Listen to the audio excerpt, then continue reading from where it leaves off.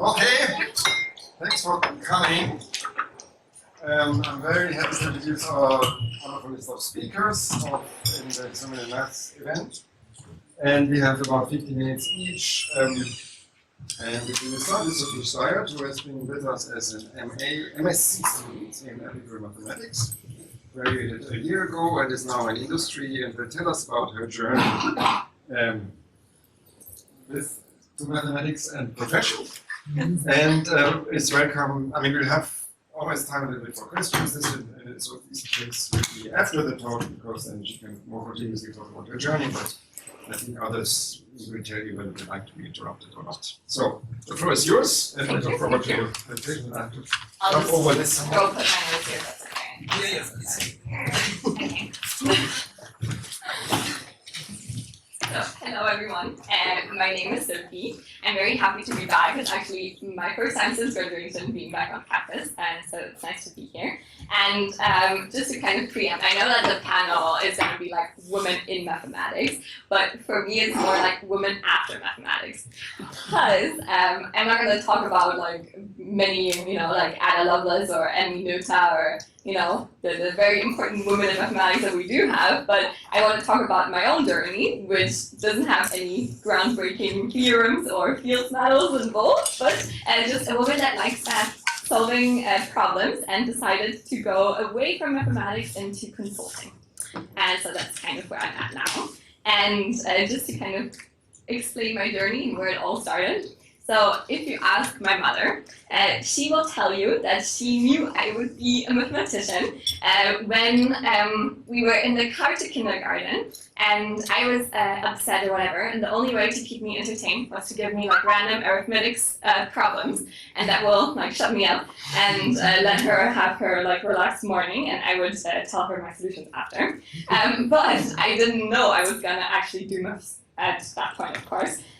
The first time I actually considered maths as a career was when I met a math PhD who was working at Google in data science and actually started his career in consulting and is now retired at the age of, say, 35. So talk about life goals. I would like to do that too. But anyway, so when I decided I was going to do mathematics, I decided to pursue a pure maths degree, mainly because I didn't really know what else I wanted to do as well, and because I was good at maths, and I thought, well, why not? And when I started, I really enjoyed it. I loved all of my modules, but then it was interrupted by Corona, which meant that there was no internships anymore. Everything was postponed. I had a year abroad plan in Canada that was also cancelled. So by the time I graduated, I knew more about maths, sure, but I didn't really know what else I wanted to do in life because life was just on hold for my degree. So what did I decide to do? I decided to just stay in education, because what else are you going to do if you don't know what to do? So I did a master at LSE here in applicable mathematics.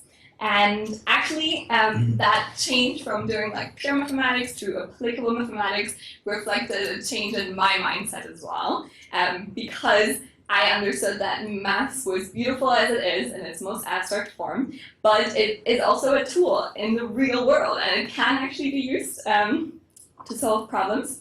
So then, when I did my master's at LSE, I actually socialized a lot also outside of the mathematics department, mainly, for example, in the German Society. Now, the German Society is sponsored by all of the consulting companies, and I was head of sponsorship. So for the entirety of my degree, I was very much exposed to consulting and was going to all of the career events, was organizing the career events, and it triggered something that in me that I considered, I think I could do consulting as well, because I know that it's not an obvious career choice for mathematicians, and probably maybe I'm the only person in maths that went into consulting, because it's not like a usual career path.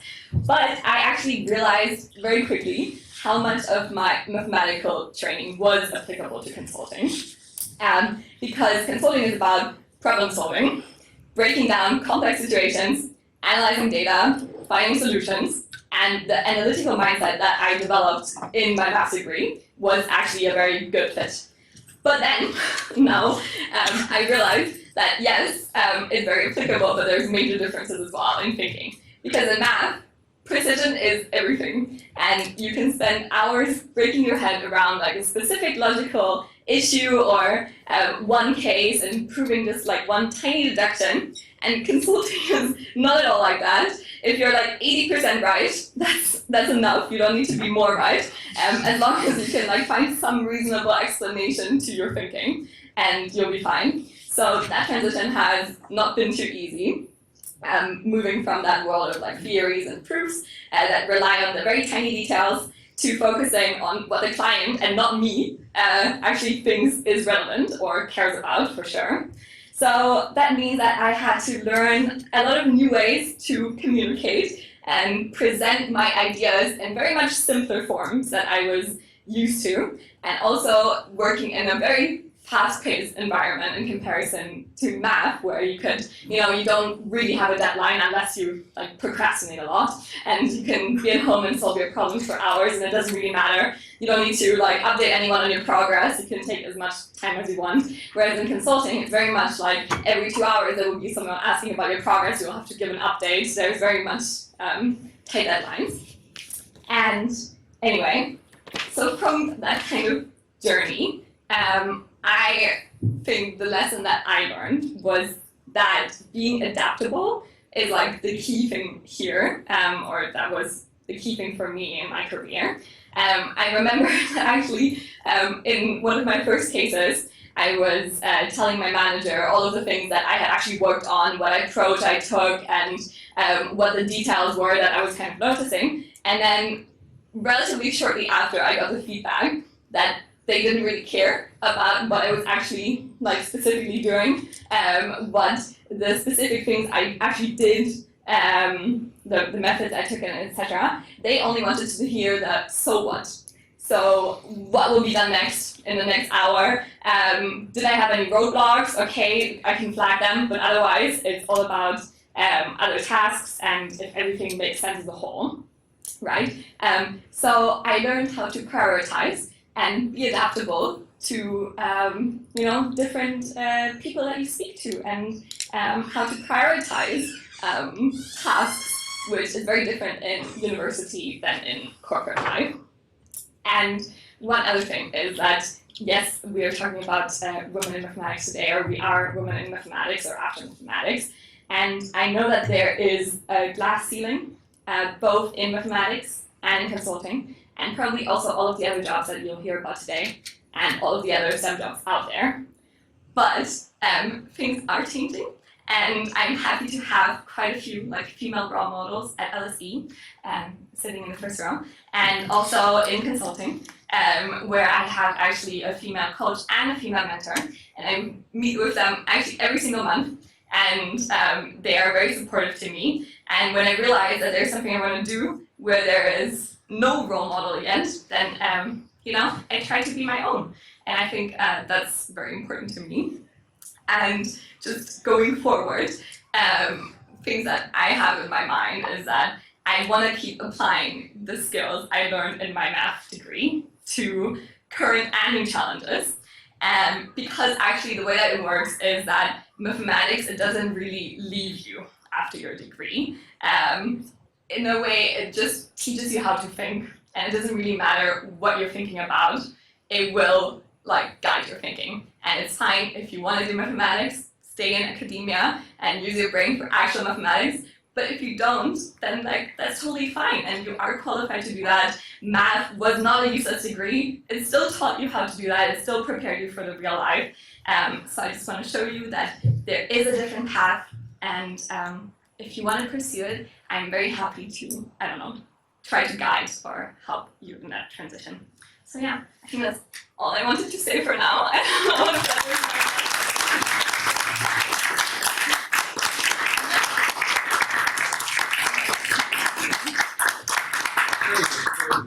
think we will be happy to, we have plenty of time, yes, and answer questions.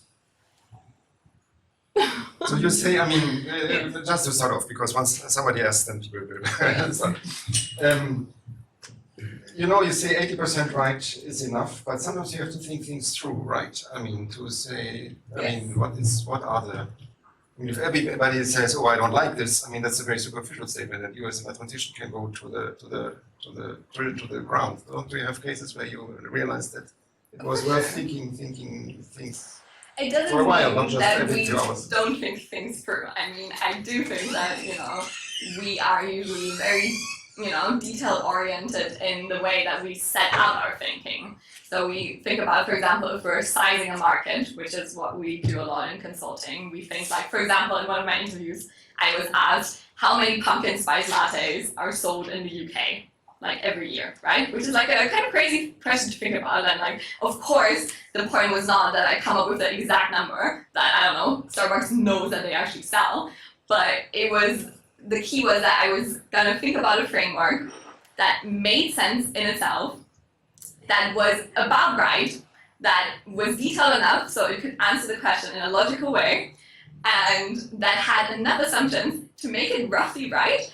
But in the end, it's difficult to be 100% right. And in the end, like, of course, and we know how many, well, it's easy to find out, hopefully, how many they actually sell. But if it's a market that we don't know anything about, and probably the players in the market don't also know their own market size, then there is no ultimate truth.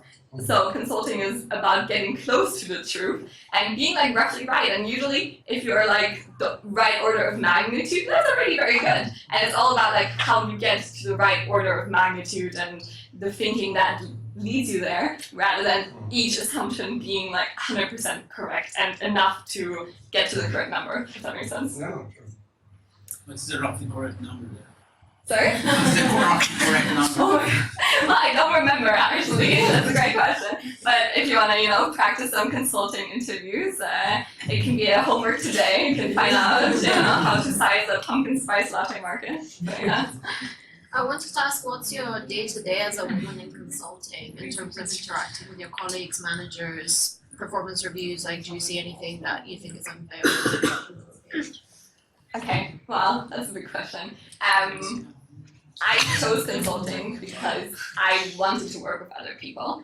It was very important to me to work in a team, have regular interactions with managers and colleagues. And by regular, I mean like multiple times a day. Like, for example, the case I'm working on right now, we actually have meetings with the partner every single day and have to update them on a purpose every single day. And within the team, we have like meetings in the mornings, meetings before we have the meetings with the partners, and then probably a meeting in the afternoon as well to kind of discuss. So there is a lot of interaction for sure, which I do enjoy because it means that you test your thinking a lot. It means that there's someone giving you feedback a lot more frequently, which also means that you'll find yourself develop more because you'll be learning by osmosis. You'll be working with your senior colleagues, you'll understand how they think, the partner will give you feedback, and you'll understand, oh, I should have thought about it in that way, that makes so much more sense, or let me explore this angle, and it just means like a steeper learning curve, which I really enjoy. But from the angle of like women specifically in mathematics, of course currently it's the case that, oh sorry, is everything okay? Of course currently it's the case that if I'm staffed on a team and there's like 7 people on it, even if the proportion of men and women on the team is the same, the women will be the junior people on the team, right? And it's likely that the male people on the team will be, the more senior ones, the partners. Are they older or? Yes. Maybe that's yes. just showing that, the increasing percentage of women in the workforce. Yeah, which is with great. age. Yeah, with exactly. age. Because we have a 50-50 hiring policy for the junior positions. So 50% of the people we hire on the very basic level is female, which is great. But then, of course, as things happen in life and as, people start thinking about families, women tend to leave consulting because everyone knows it is quite hard hours. I'm not going to doubt that. You do work very hard and it is difficult to combine with family, which is why this dynamic evolves in the first place.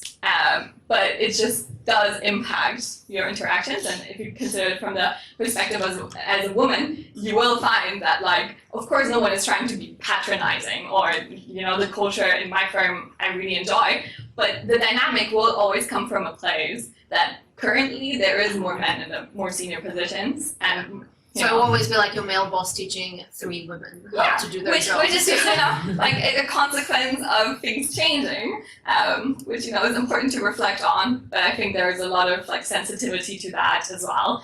And for example, there is a specific focus on also like giving the women in the workplace the model, the more like quantitative things, because there is a bias that is, studied that senior men tend to give the more quantitative tasks to men, even though there is no difference in actual, skills. So there is awareness around this topic, and it is being worked on. Have you experienced that, or because obviously quantitative tasks should go directly to you as someone with No, I an actual mean, maths degree? I'm very happy that I have been the quantitative person on a lot of my cases, and I enjoy being in that position.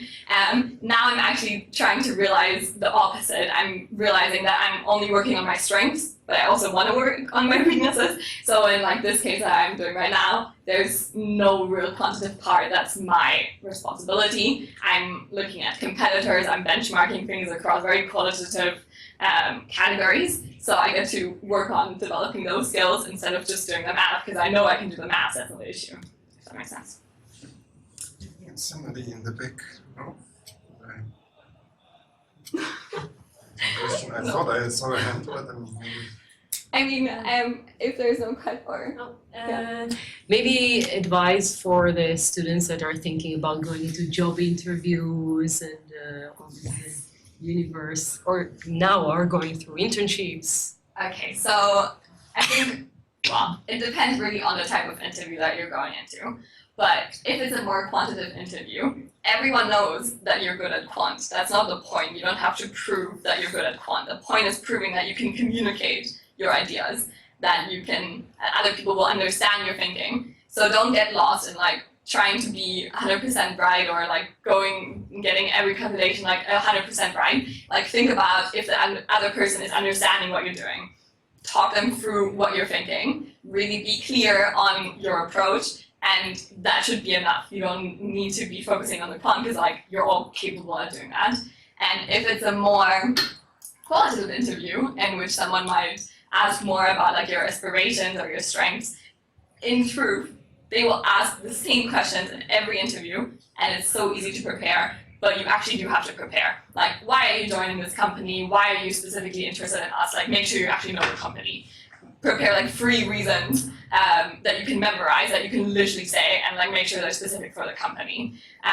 If they ask like, oh well, what do you enjoy about this, or like, why did you decide to switch to consulting after a master's degree? Like, these are all like very obvious questions to ask, right? So just make sure that you're prepared for them. Make sure there's like a framework, actually, it's called STAR. I'm not sure if you've heard about it, but it's like a way to answer in interviews that tells a story. You can look that up at home. I don't remember the exact details actually. But yeah, so just make sure that you're guiding them in your thinking, and you don't just start talking. Yeah. thank you.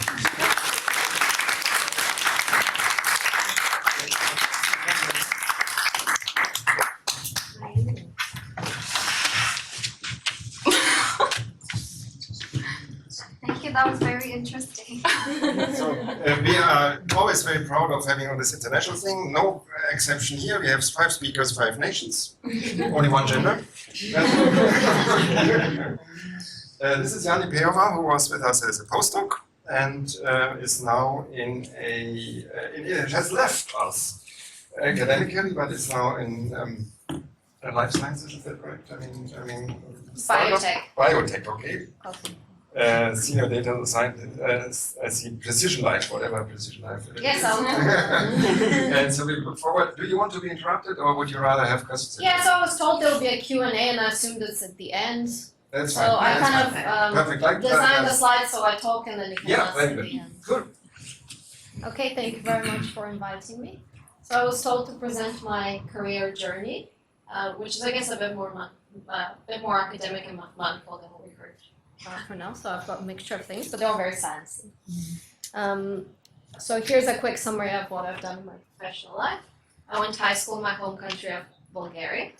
Then I did maths undergrad and masters at Cambridge, after which I did a PhD in pure maths, specializing in combinatorics at University of Warwick. after my PhD, I left academia and I did 2 years working in industry for finance/tech startup. After that, I returned to academia shortly to do a postdoctoral fellowship here at LSE, again specializing in combinatorics, which is what I did during my PhD. And now, since the summer, I work for Precision Life, which is a biotech company. Now, I've prepared one slide for each of these stages of my professional life. And because, I saw this only about 10-minute talk, I will go through them very, very quickly. But each slide has a summary of kind of what choices I made to choose this position, also various pros and cons of the choice that I made, any tips or anything I've learned during the experience. And I also have a bit prepared on what's specific about that experience about being a woman in it. But I will go through that very quickly, and then if you see something written on the slide that I don't talk about and it interests you, you can always bring me back to it and I'll tell you more about it. So I won't talk about everything that's written on this. Yeah, so my life started as a maths undergraduate at Murray Edwards College of the University of Cambridge. So some universities in the UK are split up into colleges which function the way that the houses do in Hogwarts. So you live in a college, but you go to lectures with everyone from all the colleges. And what also happens in the college is any small group teaching, including example classes, marking, exam preparation, things like that, but the lectures are with everybody. Now, there's a lot relevant about women in mathematics because this was a women's college. And that's very important for women in STEM in general, because what ends up happening in small group teaching is that boys are more confident and girls are a lot more insecure about what they don't know, especially at an elite university. So they don't ask as many questions, they think that they haven't understood what's happening in lectures, when in reality the level of comprehension across the two genders is the same. So one of the great benefits of being in a women's college is that small group teaching happens between members of the college who are women, and it leaves more space for us to ask questions and to participate in interactive learning, and we'll learn better. Because of this, the staff of Murray Edwards College have no intention of going mixed gender in order to continue providing these benefits to students. So this is something I only sort of encountered for the first time when I was there. I hadn't thought about these issues and so forth. So after I finished my master's, I went into a PhD because I had a very strong academic interest in mathematics, and that to me is the only good reason to do a PhD. If I discovered something about doing a PhD, it's maybe a tip from my side, is try and choose a supervisor who has a lot of travel funding, has a lot of money. Because the key for me, for a successful PhD is the ability to go to conferences, network, build your career as an academic or otherwise by meeting people. You can't do that from while sitting on your desk, and you also wouldn't be enjoying really the lifestyle. You don't get paid very well as a PhD student, so what you do gain is the opportunity to travel the world and see a lot of different cultures and meet people. In terms of what it was like to be a woman in doing a PhD in mathematics, I would say that because I did pure mathematics, the gender balance is actually not that bad. Not that bad. Pure mathematics has a lot of women in it. My office at Warwick was 50-50 men and women.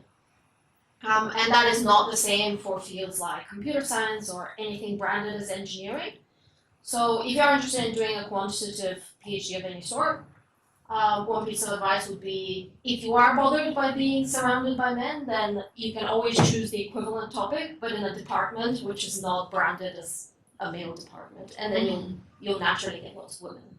So if you like things like physics, you can go into medical physics or anything, biological physics or whatever, and then there suddenly will be lots of women there. After my PhD, I did go into industry, and there were a couple of reasons for that. So at the end of my PhD, I was headhunted by a small finance/tech startup. But I was also applying for lots of postdocs, so I actually had 2 postdoc offers in Germany. Eventually, I ended up choosing the former because I finished my PhD in 2020, which was the pandemic, and I preferred the stability of a permanent contract at a time of uncertainty. What ends up happening in early stage academic careers that you pursue these about 2-year contracts called postdoctoral fellowships, and you do as many of them as you need to in order to secure a permanent position. But that initial period involves a lot of reapplying for jobs. I also didn't consider COVID to be an appropriate time to be moving to a different country. And it was also not an appropriate time to enjoy the lifestyle of an academic. You could really travel. So I think people were generally quite sad at the time. So I chose to instead have a permanent contract. Now, the company I worked for, I would say politely that lacked direction a lot. It's a bit chaotic. And I was a bit naive when I accepted the job because I hadn't thought that that was a possibility. And subsequently, I was quite worried that when I was applying for other jobs, the interviewing company would look for some sort of credibility from the company I was previously at. And I found that not to be the case very much. They were, I think, more interested in the skills that I have and the experiences that I had. So this is some random project we did at my company, and I was being asked about the specifics of the project and not about, you know, where my company is now. They weren't asking about their profile, they were asking about me. So that's sort of something I learned through this experience that was different to what I thought was going to happen. That in subsequent interviews, people don't look for, well, it's obviously good to have big names on your CV, but they will just ask you about what you did in your job and what you learned.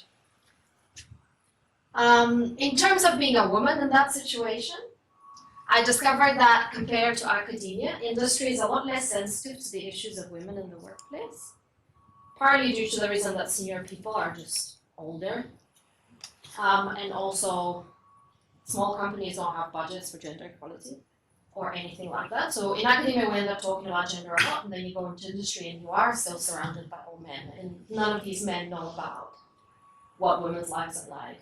So that was a bit of a culture shock for me, and I hadn't really thought about that myself. So I ended up a lot of the time correcting sort of my colleague for using male pronouns, and then they were calling it annoying, like in joke.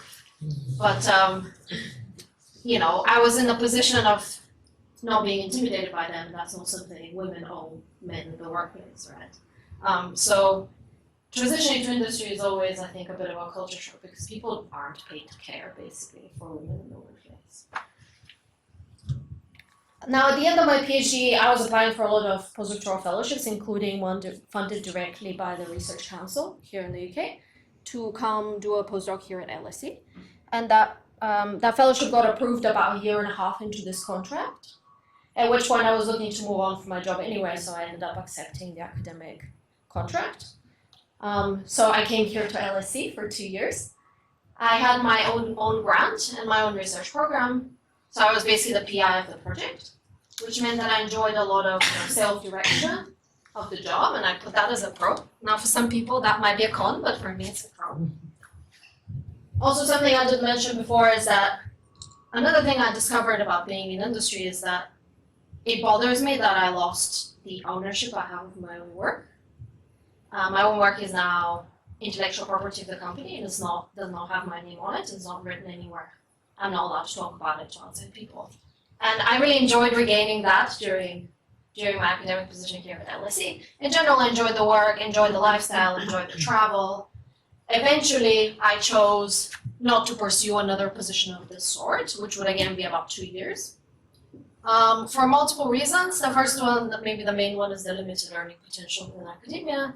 Second one is the stress of reapplying for jobs every 2 years, which is quite a lot sort of mentally for all of us going through sort of the junior academic journey. So I ended up taking up an industry position, which is the one that I'm in right now. So since the summer, I'm again working in industry. This is my current job. I work for Precision Life, which is a biotech company. I'm a data scientist doing genetics. I struggled a bit to choose what to say about my current job. I've only been doing it for 3 months. But I guess something I learned through the application process, rather than from the job itself, was that the outcomes of whatever happens on the job market seemed to be quite random when I was applying. So maybe one piece of advice is to not get discouraged if you don't hear back from some jobs you've applied for that you think you're perfect for. It is not that simple. I did apply for like 15 to 20 jobs to get some. And this one actually got through a contact from my previous job, so I put this in brackets here.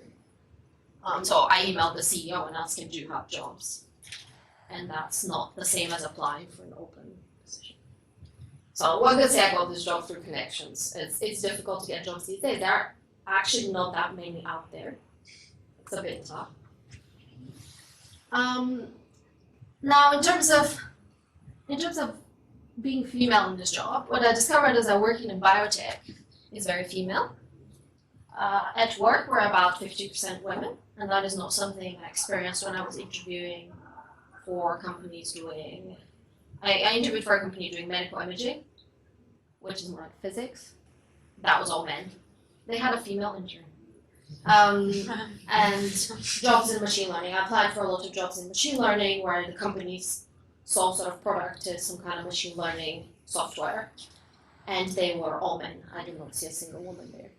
But in biotech, despite doing the exact same job, I do day-to-day basically machine learning. There are a lot of women doing the exact same jobs just because it has the word bio in it. There's also a lot of biologists in the company who are more women. So another piece of advice from sort of, again, if you're worried about surrounded by all sorts of men, you can choose to do the equivalent jobs in an industry that just randomly has more women in it than another industry. So this one would be sort of machine learning in biology versus machine learning in finance, for example. Then there would be lots more women.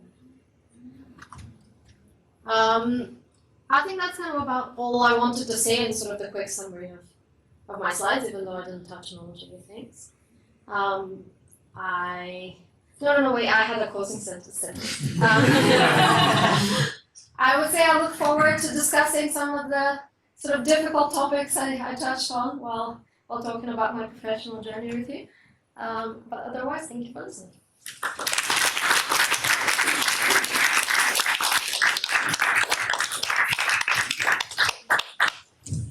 Excellent. So, I have a question. yes, yeah. So your college in Cambridge, I'm just wondering, how did you, how was your experience there, the fact that it was all women? Did you enjoy it, or would you have preferred to have been in a mixed one? To me, it was all the same, because I come from Eastern Europe and we don't really have the same biases there about women in science and whatever. But to many people, it would have made a great difference, and I really enjoyed it anyway. Like, I wouldn't say it was negative for me. It was very positive for me to be surrounded by women. It just wasn't necessary for me to thrive. Hi, Jenny. Thanks so much for the presentation. I was wondering, how did it feel for you going back to a postdoc position after working in a startup, in a sense that this is an interesting and not very common transition. I've never met anyone who did it. So would you mind sharing? You've already mentioned a couple points, but just like in terms of how it felt, were there any things that were bothering you, or was it all just like one positive experience that's come back? Yeah, I think it was fun actually. It was a bit like riding a bike. I was worried about not being current on the sort of research that has happened in the 2 years I was away. But to be honest, maths doesn't change that much in 2 years. It's maybe there are some papers that you missed out on, but then you just sit down and read them. So I didn't feel like, it very much felt like a break rather than having to restart. It was, I guess, resume rather than restart. And did you always know that you will come back, or was it more like you were working in a startup and then you all of a sudden has this idea that, yeah, I want to come back? Actually. I didn't actively want to come back, so I was applying for other industry jobs, but the grant proposal I worked was a topic that I'm very interested in.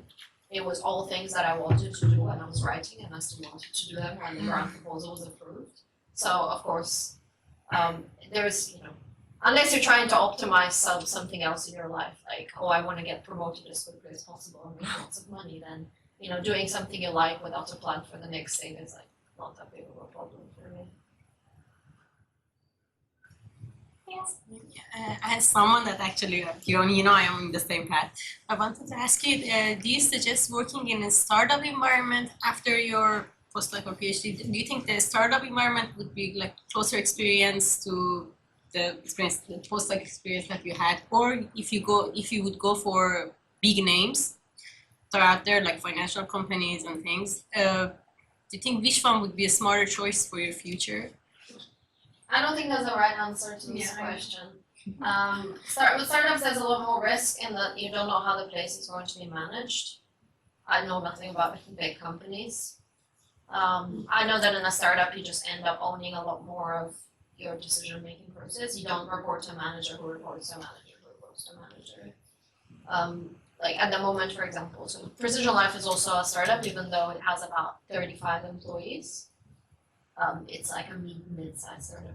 I have a manager, and that's where the chain ends. Like, you could still maybe go for like a size of company that it gives you the good balance of direction versus self-guided work that you want to. But for example, some of the companies I applied for, they had like 6 up to 10 employees. And in that one, you're basically going to be self-employed. So that is exactly what you're doing. You mentioned that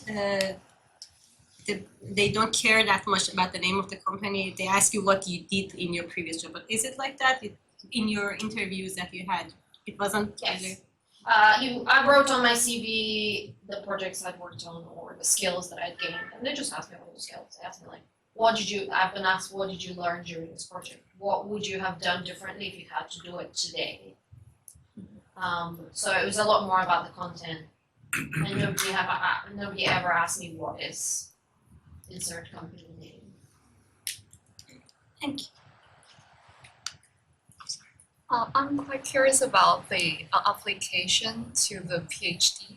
Is that quite similar to the undergrad or master, or is more similar to a job application since it got salaries, something like that? It's more similar to undergrad. You have to write the equivalent of a personal statement. It's called something different. We have to write your kind of what are your research interests, like what kind of topics do you want to go into researching, what you most enjoy. So you have to write about 1-page research statement and then send in your academic CV or whatever that says where you went to uni, and that's it. Yeah, so I think it's more like an undergrad application. It's to universities or just to the professor you want to? You apply within the university, but people tend to contact a professor first to ask them, like, do you have positions open, blah, blah, blah. I'm interested in doing a PhD with you. It's a bit of a back and forth between your supervisor and the wider application system of the university.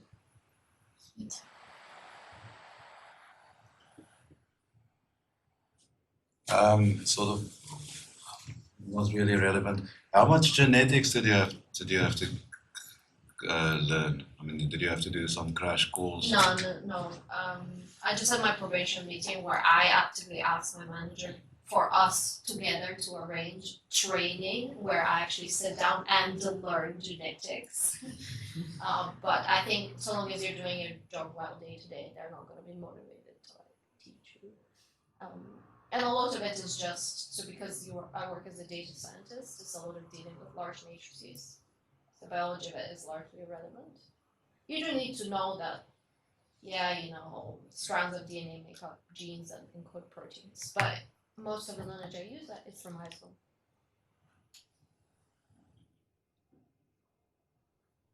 So thank you again.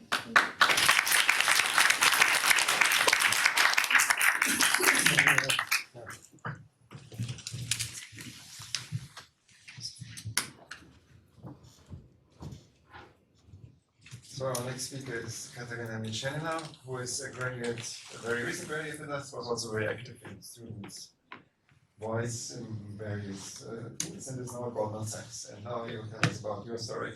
Yes, hi And do you want to be interrupted, or do you? Interrupt me, please. Feel welcome to just. Or we can also, of course, then collect. Afterwards. Yeah. All right. Hi everyone.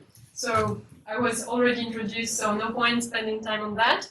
But pretty much, to summarize for you, this summer I graduated with a bachelor's in mathematics and economics. And then I started my job at Goldman. At Goldman, I work in global markets division, in equities to be more precise, and to be even more precise in the origination structuring desk. What all of it means, hang on, I will explain it to you a bit more in detail. So in investment banks, you have a lot of different divisions, and in each of them you have also a lot of other roles, each of whom has other responsibilities. Here I only listed 3 main ones that you can encounter in global markets. There are other roles indeed. So, because some of you maybe someday will be applying to positions like that, or maybe you will have a friend who will be applying, and the very common interview question is, who does what? I will just quickly go over that, and then we switch back to mathematics and my career path. But first of all, you have sales. So sales, this is the point of contact of other firms within your investment bank. Your role is basically taking care of the clients, making sure that all their needs are met. And you should, as a good salesperson, really take all your clients' problems extremely personally. So you need to make sure that they get the best quality of service. Then there is trading, and the role of traders is to take risk and to manage it. Because if you look at the economy, at all the entities, there is a lot of risk that, for example, firms bear. So if, for example, you're a company which is, say, an airplane company, which is not an airplane company, sorry, an aviation company, and you are buying fuel for the jets, right? You also sell tickets, but you sell them in advance, and prices for the jet fuels, they will be fluctuating, and you can't really protect yourself against that. So this is a risk, and what you do is you buy some sort of an insurance from the price change, and then the bank takes the risk away from you. But because the bank does it with several different clients, and sometimes these risks cancel each other out, but usually not perfectly, that's where the trader's job comes in. I am neither of these two, by the way. I sit in structuring. Structuring is more so looking at the longer term projects, at all sorts of bespoke needs. For example, if you are in sales, a client comes to you and they need something and the bank has never done this before, you would ideally want to be able to do it for them immediately, but if it's a completely new thing and you want to do it properly, and maybe you need 2 days just focusing on that, as a salesman you have hundreds of other clients, and you can't just say, great, I forget about all my other clients, we will just work with you. So what you do is that you provide them a timeline, and then you just delegate this problem to structuring, you talk with them, and they try to come up with, this more tailored, this more bespoke kind of solution. So we work a lot with these guys. Sometimes we interact with clients directly, but that doesn't occur too often. There it goes. So these are the roles. Hope that maybe for someone it will be maybe helpful, or at least just for general knowledge. All right, so next relevant question would be, how did I end up there? All right, so I will tell you a bit about myself and in general my personal journey. So I come from Belarus. It's a small country, and it has this shaky economy.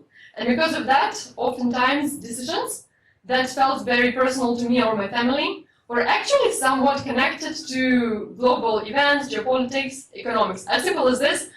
For example, when we would buy a TV, it would make sense for us to think about whether our currency will be depreciating, whether it will be getting weaker.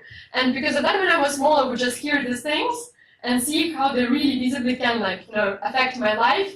And because of that, I thought, oh, this is really a big strength to understand that. So that made me curious, economics. I thought maybe I'd be curious to look a bit more into that. At the same time, I was extremely passionate about mathematics, just because I never really managed to do extremely well in Math Olympiads, but I still participated in them, and I really enjoyed it. I was in top 10 in my country, which is not the best for a 10 million country, because it's a small country. But still, I would meet extremely interesting people, and it made me want, to also explore that side. And then when I was in high school and I was deciding what do I want to do in the end of the day, I thought, okay, great, we have two interests, why don't we just take something where you can explore both of them. And I think that one of the reasons why the degrees that you have here at the LSE made available for you is that you can explore these beautiful synergies of completely different things, and then decide for yourself with what you would like to stick more. And when I ended up at uni, I was trying to see what do I want to do in the longer run for myself. And I realized when I started to study economics that it's a very interesting science, but a lot of the time, for example, when you look at examples of things, you put them in a very global context where the meaning behind it sometimes it dilutes a little. Then also you often look, say, 5 or 10 years behind you, and I was curious more about things that happen on the spot. Mathematics, I really loved it, and I really wanted to explore it, but this is a very competitive environment because arguably it really just collects the brightest individuals of the humankind. So if you're applying for these kind of positions, right, It's not like people who come to apply to these types of positions, committed masters, committed PhDs, you know, like the stronger programs, they are really, really, you know, just next level. And I thought, okay, that's super interesting, but I'm not sure how that would work out for me, so why don't we also consider other options? Because by the way, one of the things I would advise you to do at an early stage in your life is just to stay open-minded, because things, they can sometimes turn out a bit different to what you may expect. And so I thought, fine, I like economics, but I want something more on the spot. I like numbers. I listened to what my peers said, and I thought, that would actually be interesting for me to maybe go and try to explore working somewhere markets related. Because, you know, this is where things in the world change, news come out, they get immediately fed into what we're working on. So you would sit there and, you know, all of you read news, right? But not in the same way that people in markets do, because for us it's more like major headlines come out and they reach us by the time when an article is published. There it's more like you're sitting there, for example, and all of a sudden small news, regional news come out, but they affect this one product that you're, for example, trading or selling, and you learn everything about these things. So that's the interesting bit about it. And I would say that there are two ways to see these career paths that lead towards banking.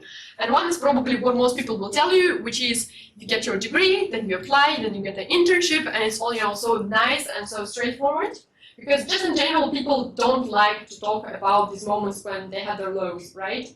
What I would tell you is that, although I was quite lucky, I just applied to one just out of curiosity, tried it, liked it, stayed. For a lot of people, it's really just applying again, getting rejected. Also, don't get hyper-fixated on this one job, because what also happens to some people is that you really think you know what this job will be like, then you try it out and you realize maybe actually I wanted something different. So just keep your mind open and continue trying, and also try to make sure that you actually talk to people who do these jobs. And a good starting point would be to say, try to talk to people who just recently graduated and are starting, because those tend to be more, you know, open to communication than, say, a very senior person. Just so that A, you can understand what are the actual requirements and what your day-to-day will be like. Because just reading online from the listings of what a job is, if you just saw online apply structuring job, what would you be able to learn from it, right? And hence why some of the skills that are listed here would be extremely relevant. So I listed them in that order, but the one that I had in mind when I was talking about reaching out to your peers were communication skills. So it has already been brought up previously, but I think that what I wanted to emphasize here is that in any industry where you would end up going, whether it be academia or industry incentive finance or startups, it's super important to make sure that you spend your time with people, because in the end of the day, we live in a very human world, right? It makes sense, we're all humans. So most of the things will be happening in your life through the interaction with others. You will learn from them, they will learn from you, and who you will be partly shaped by your circle of interactions.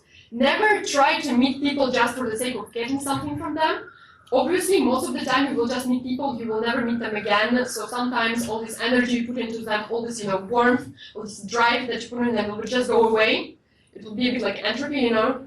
But sometimes there will be these other 5% of cases where you actually met a person and you put a lot into this relationship, and then it stays forever. And some of them, they will help you in the future. Some of them will need you, and you will be able to help them in the future. So just make sure you have this very, very strong, tight network of people you can trust. Yes, so that's important. Other thing about communication skills I wanted to bring up was that one thing you learn when you're working is that all the people in the world, they have limited time. We all are only here for as long on this earth as we can have, right? And because of that, when you communicate with people, if you want something from them, you really need to make sure that you created ideal conditions for them to be able to give you what you need for them. So if, for example, you're sending someone a request for information, make sure that you provide everything that you need so that the person won't need to go back, look at it again. If, for example, you're talking to your, academic mentor, make sure that when you come and talk to them, you actually have in mind roughly what you're going to talk about. Just because, these things, they're small, but they matter. Sometimes you will get these things wrong, and it's also fine. That will be on the next slide. But yeah, that was for communication skills.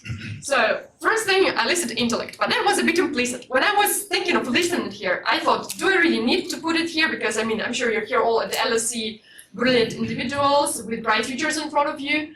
Yeah. The other thing that is super important is enthusiasm. Quote unquote, one of my managers said, if you're not enthusiastic about this job, like why would you even want this job? That was following one of the interviews that she has with like some other like people, because you know, people really want someone driven, someone who can actually make sure that other people around them feel good about what they're doing, because you don't want to be drained, you don't want to feel like everyone around you hates their job and is just coming here for, you know, money, whatever, titles. Next one, adaptability. Super important, because for most things in industries, you never really get written guides, handbooks, or notes. So yeah, next time you complain that lecture notes were not like to perfection, that was your training to get prepared for the real world and the real life, where you won't be given any notes at all. So yeah, learn to organize yourself, organize your notes, organize your knowledge. Learn to record it, because then if, for example, you will become more senior in the team and a new person joins, instead of like answering them 5,000 questions a day, if not a minute, you just take the guide and give it to them. But like, that's super important, adaptability. And also adaptability is important because in places like finance, markets, they change a lot. Because of that, what clients think changes a lot. Because of that, what we do changes a lot.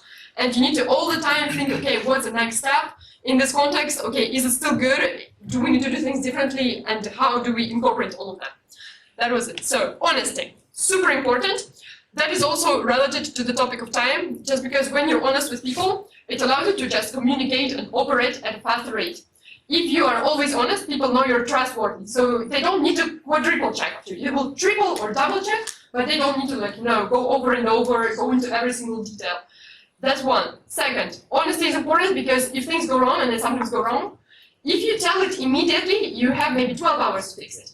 If you decide to, you know, maybe hide it, maybe, you know, what if it didn't matter, then maybe you will have 10 minutes to fix it when your team or your, you know, manager discovers it. So that's super important too. And obviously, if you tell them, oh yeah, I messed something up, but and tell you straight away, maybe they won't be the happiest about it. But if you tell them, like, you know, 5 minutes before it becomes a matter of, you know, life and death, then they will be much far and happier. But So also, yeah. honestly, what about politeness? If somebody, if you don't like something, that's not necessarily honest, right? I mean, maybe you would say, I mean, great job, Yeah. and No. it actually wasn't. This is an excellent point, actually, and I think that politeness is an interesting topic, because I think that politeness is important in the sense that it's important to make sure that when you talk to people, you remember the names, you do the eye contact, you try to make sure that you're not the only one speaking. Ironic to say it now that I'm a speaker, but also you need to always make sure that you are not aggressive, because even if you're going through a lot, like other people are also, but at the same time, if you see that someone did something and it's bad quality, maybe this is part of like how things happen where I work, but if you are very polite with them and you just keep telling, yeah, that's good, and they keep doing this, it all will sort of accumulate to become, you know, one big problem. So in such a case, what I would advise is sort of first prime a person a bit, to make sure that they're ready for this feedback. So you will just like tell them like, hey, I know that, for example, you are new to this task, or there is a reason why it would be challenging for you. By the way, how you feel about it. Always have faith in people. Most people, they are good at heart. And the reason why they don't manage to like perform at their highest sometimes is because maybe something's wrong in the family, maybe they've never done this before, maybe the other person who was supposed to like send something to them sent it in a very chaotic, awful, disorganized manner. And usually if they did something wrong, or if there is a better way to do it, just say, hey, there's a better way to do it, and it will take you less time to do it. And if you tell it to them, they won't take it as negative feedback. They will be great. I will be faster at it. I can leave home earlier. I mean, who wouldn't want that, right? So just always try to think like what they could get out of this feedback as well. Yeah, and then I think that as a junior, you will be taking a lot of feedback, and some of it will be negative, but also just try to think of it as like, if feedback was straightforward, but maybe a bit on the negative side, at least you heard it in the first month rather than you will hear it in like 3 years. Because when you're new, people will be more forgiving in general. They will be like, yeah, like that was not the best quality, but okay, fine. But when you grow up, expectations towards what you can deliver also grow up, and you do not want not to be able to meet them in the future. So think of everything as a learning experience, and not only at work, like in life, family, friends, everything. Yeah, so that was the next point, actually, ability to take feedback and adjust. And also, one of the important things is that taking feedback, like listening to it, is a part of it. But a big part of it is actually, after you process all of it, to start incorporating it into what you are doing as soon as you can.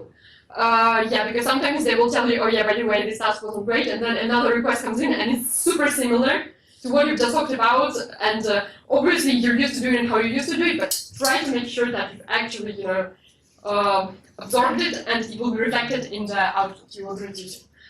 Last but not least, I think that everyone knows here that a lot of the time what you end up using is nothing fancy, schmancy, or sophisticated. A lot of the time you end up using Microsoft Office Suite. This is one of the skills that I say is something that shapes my day-to-day. I think that the power that you have as a new joiner always to also change things and the way that things are done. Good things about banks are that a lot of teams are actually very small. They're like 5 or 6 people teams, which means that the tradition of how things are being done, it can be changed. You just need to make sure that you communicate about it.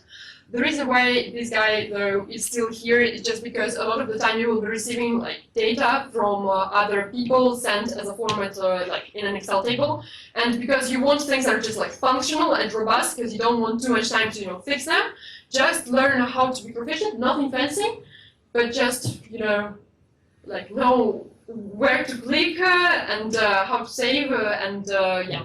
But for that I would also advertise here at the LSE you actually have wonderful resources. You have the Digital Skills Laboratory, which is completely free, and you can book classes there to match your schedule and learn a lot from that. So yeah, those were the skills that I think would be good for like my industry specifically, but also I think for most roles in general. So yeah, maybe if you consider doing something similar, make sure those were on your bucket list of things you wanted to go over. And then last but not least, I have a bit of like more general advice for sort of life, I guess. And for that, I put up a painting here by Peter Bruegel, and the painting is called Landscape with the Fall of Icarus. So, Fall of Icarus, this is a Greek myth. I don't know if any of you are familiar. Maybe you are, maybe you aren't. But yeah, I can see that some people are trying to see where is the Icarus falling, right? So that's the intrigue of the painting. If you look at this painting, you see everything but Icarus falling. And the interesting bit is that the Icarus is here. You can only see his legs sticking out of the water. The reason why I put this up is not only because of my fascination with art and Flemish artists, but also just to communicate you something that I think was one of my life-changing thoughts, which is sometimes when you do something wrong, to you it feels like it was a huge embarrassment, and it feels like everyone saw it and everyone now will see it, and you will never really like get away with what has just done with this error. You will never recover from it reputationally. You submitted a CV and there was a typo. Oh no, I'm not applying to jobs again. But in reality, most people, they will see it, they will not like it, in 10 minutes they will forget it. Why am I telling you this? Just never really give up and always just like keep trying, keep applying, keep thinking what you like, what you could try, where you could go with what you could bring others, because this is also very important, not just to take but also to give. And then I'm sure that you will succeed no matter which career path you will choose. Yeah, questions? I didn't get interrupted now.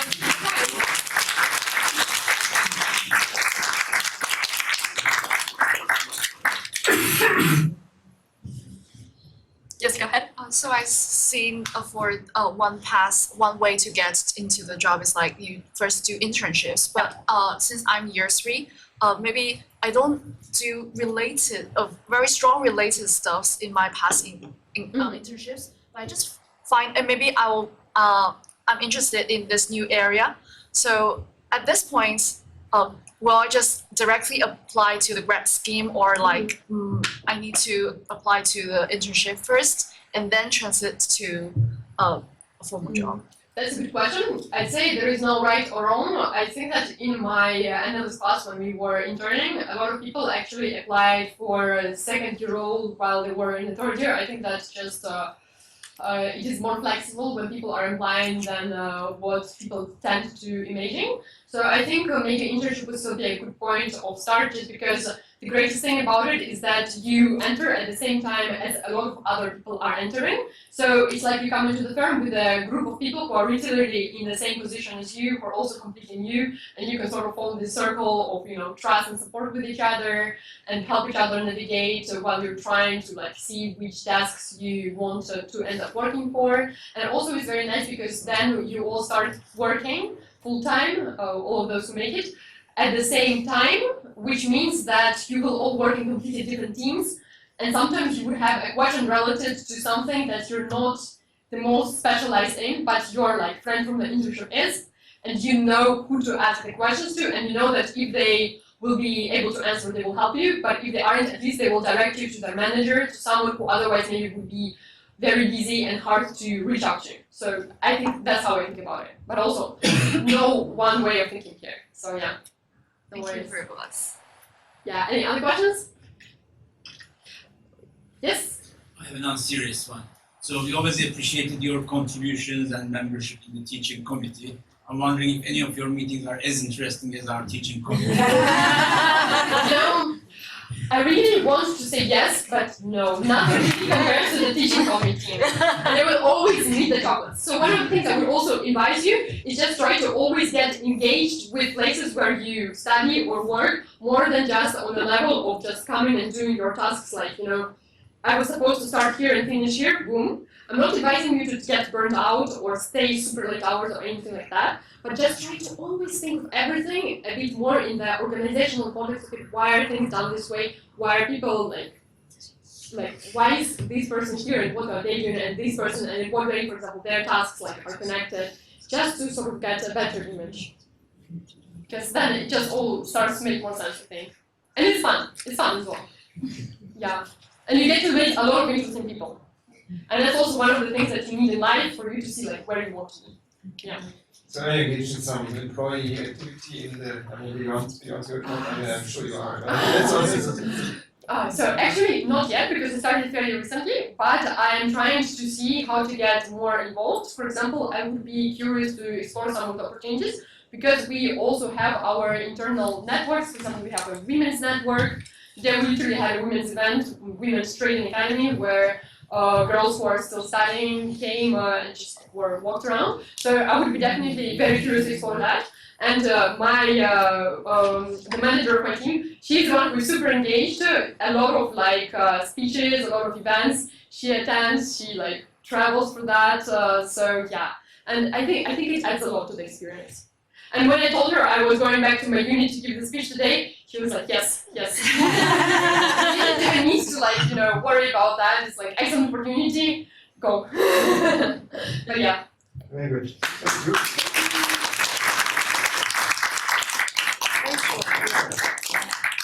So the second identically spread Katharina, meine Kollegin Katharina Only my we have 5 minutes because I don't have long, guys, so I'm gonna ask I'll tell you a little bit about my background, and if you guys have any questions, I'm available in the department, right? So you can come, I mean, you can ask me now, but if there isn't time. Okay, so let me just, though that is very nice, I'll leave it. I don't have slides, I'm just gonna talk a little. So basically, I'll tell you a brief sketch of what I've done, but I'll try and emphasize a few things that happened when I was, in terms of like how many women were involved at each stage or when I was doing things in my life. So the first thing I wanted to tell you is that I come from Cyprus, right? And I grew up in the the 70s, 80s, and so on in Cyprus, and things were very, very conservative at the time, especially for women. Basically, most of my classmates at high school were not, only the boys were allowed to leave the country.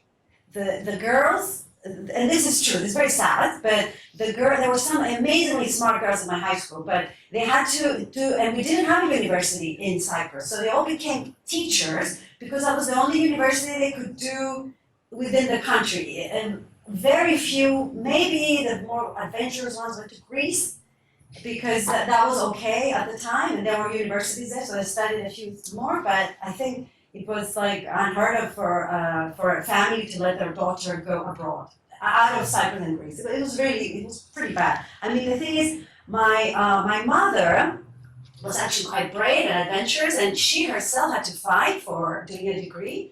Her parents wanted to make her a beautician, because that's the kind of thing women did in those days, and she had to get married, and then she didn't want to get married. She was like, at the time, and she put a big fight, and her brother, thank God, paid for her studies in Athens, and she studied to be, at the time, she became a nursery school teacher, and then she started her own nursery school. So anyway, but because she was very pro-education, she wanted me to go abroad. So it was a big deal at the time. All the family friends were saying, "What is wrong with you? You're going to send your daughter to America." Anyway, so I ended up applying for. My parents didn't have that much money, so I had to get a scholarship. So I applied for the Fulbright scholarships. I was the only one actually that was a woman, not because there weren't good enough women, because the parents wouldn't let them apply. I think at the time. But anyway, I applied for a Fulbright. I got the scholarship, and I went to Berkeley, which is quite far from Cyprus. And so I was a very adventurous kid at the time, I think, because most people who even came to the dormitories in Berkeley, their parents brought them, but my parents didn't have money to bring me, so I went on my own. So anyway, so then I went to Berkeley. At Berkeley, I definitely wanted to study mathematics, so I did a pure maths degree and double with other things like computer science, a little bit of physics. Or in the end, I did a double major with statistics. But in the math department, especially in the pure math courses I was taking, there were hardly any women. It was really, and even in the faculty members at the time, I think there were 75 tenure-track faculty members in the math department in Berkeley, and I think one was a woman. I was 75, and there was a big case against the department about the tenure of another one. So I remember asking students, we were talking about it. Anyway. So yeah, that was Berkeley. I have to say, in statistics it was a little better, and in fact I found a really good mentor, a woman who taught me stochastic processes in statistics, was encouraging me also to do a PhD and so on. And okay, so I finished. So then I finished my degree in Berkeley. I didn't know what I wanted to do after that. So really, I had no clue what topic. I knew I wanted to do a master's and a PhD for sure, but I didn't know what topic I wanted to do. Definitely knew I did not want to go into industry. I love studying. It was just the best thing for me. So, but I didn't know what topic. So I ended up going back to Cyprus. I actually taught for 1 year, high school students, went back to and applied for a scholarship, came to LSE here, did the masters that we are teaching now actually, the masters in operational research, and then went to Princeton after that to do my PhD. Similarly in Princeton there were not that many women in mathematics, in my PhD, it wasn't mathematics in Princeton, it was in operations research, which was under civil engineering, and under civil engineering again, there were not that many women. After that, I decided I wanted to do a break from academia just to see what the industry was like. I applied for a job in Wall Street. I went to work in a fixed income research department at Citigroup, which was at the time Solomon Brothers, which was just bought by Citigroup. Unfortunately, it was September 11 time, so things in New York were not so happy. My second day of work was September 11th. So, and I saw the whole thing going around my eyes. Anyway, that's another story. But yeah,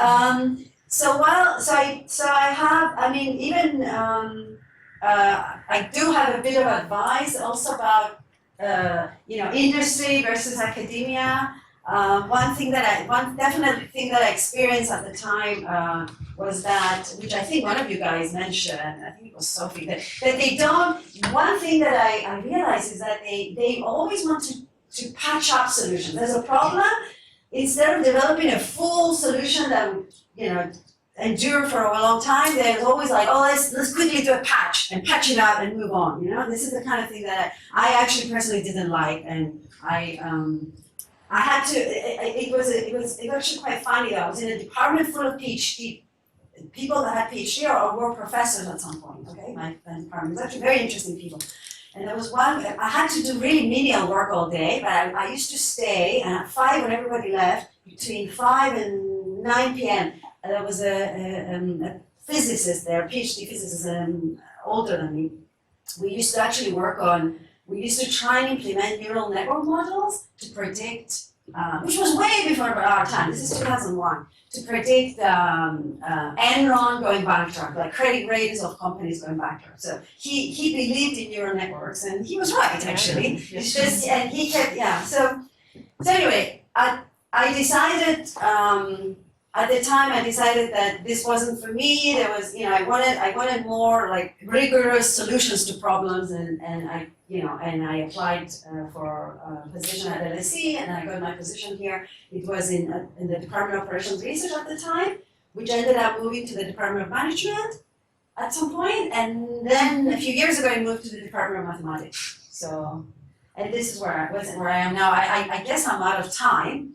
So. What do you want to say about this 5 to 9 p.m. physics story? What was it? Well, no, I mean, this is the time that we I had, basically everybody did their job normally and went home, and I had to, in order to make my job interesting, I had to stay during these hours to work extra on this interesting problem, which for me, I'd rather just work on the interesting problem all day. I didn't want to, I didn't have to kill my, but it was, this is what I mean, that it was, you have to actually put the extra hours a lot of extra hours in order to work on something interesting. So if you guys, I'm happy to take any questions at this time, but I'm happy also to, if you guys want to talk to me more about your careers, I'm happy to make an appointment with you or meet you on my office hours. Any questions now?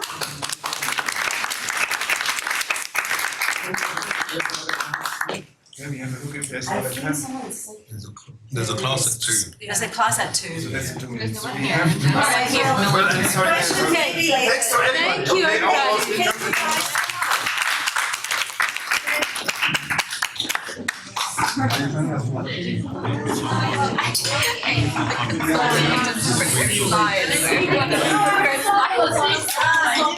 I didn't like to thank you guys. The one thing I wanted to say is that I wish I had you talk to me when I was making my career decisions at the time. I know. What's your colleague Williams?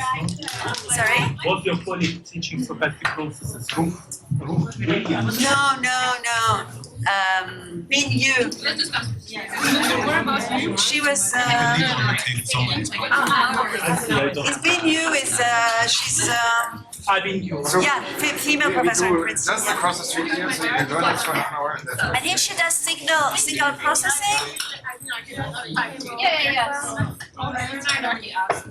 Sorry. Yeah, it was very nice to meet you. Yeah, make the most out of your Yeah, it's okay. I didn't have slides, so it was easier to make it to rush. Everybody's leaving. Joe, do you wanna log out? Thank you. Well, you guys But I keep such good didn't realize that everyone else was gonna prepare slides. I thought you said that asking me about like preparing slides because you thought that I was a consultant and I like preparing slides. But I just realized that everyone else. I don't know, we had one first hour MIC. She was from. Oh yeah, I had a name tagging because I was at Oxford Friday recruiting, which is where this came from. Well, technically I'm not allowed to recruit, so it's more complicated execution.